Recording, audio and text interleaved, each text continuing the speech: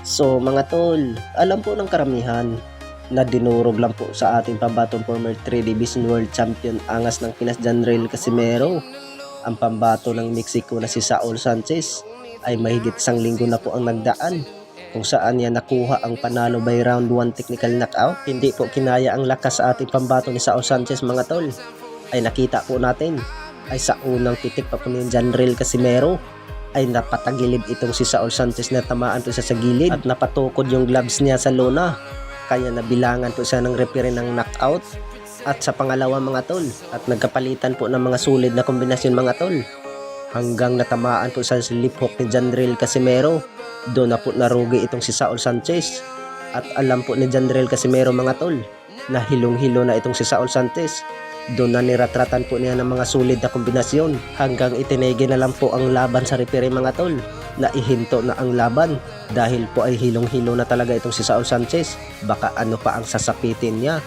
Sa ngayon ay dahil po sa impresibong panalo po sa ating pambato ng angas ng Pinas Janrail Casimero mga tol, ay hindi daw bumilib po ang mga Japanese fans dahil po daw sa pag-overweight po sa ating pambato. At nakikita naman natin dyan mga tol na may rehydration clause po ang dalawa para lang daw matuloy ang laban. At pigang-piga na po ang katawan ni Janrail Casimero bago po sumampa sa ibabaw ng lona. Bukod dyan ay banat po ng karamihan mga tol na halimaw lang daw talaga itong si Janrail Casimero. Nandun pa daw yung lakas ni Janrail Casimero mga tol, hindi pa daw nawawala. Kaya maraming nagsabi mga tol na kung maglaban na daw po si Janrail Casimero versus Naoya Inoue ng Japan, ay may paglalagyan daw itong si Naoya Inoue dahil daw ang lipok daw ni Janrail Casimero mga tol ay talagang sobrang lakas. Sa kabilang banda naman mga tol ay kakatapos lang po ang laban po sa anak po sa ating pambansang kamao Manny Pacquiao sa Blue by Blue boxing events na si Iman Bacosa kontra Rodilyn Perez. Ay pinaghirapan po itong si Iman Bacosa mga tol, ay umabot po ng sukdulan 6 rounds ang laban nila. Napakaganda talaga ang laban ng dalawa mga tol, ay palitan talaga ng sulit na kombinasyon.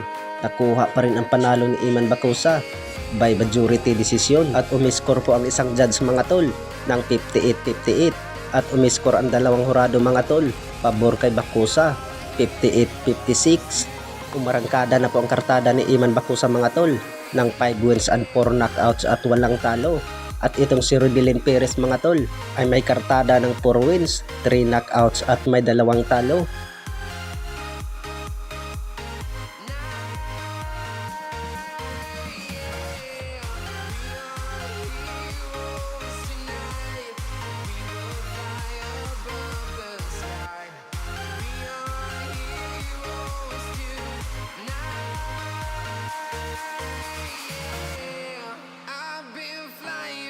Town to town, from London to Taiwan, I've been all around.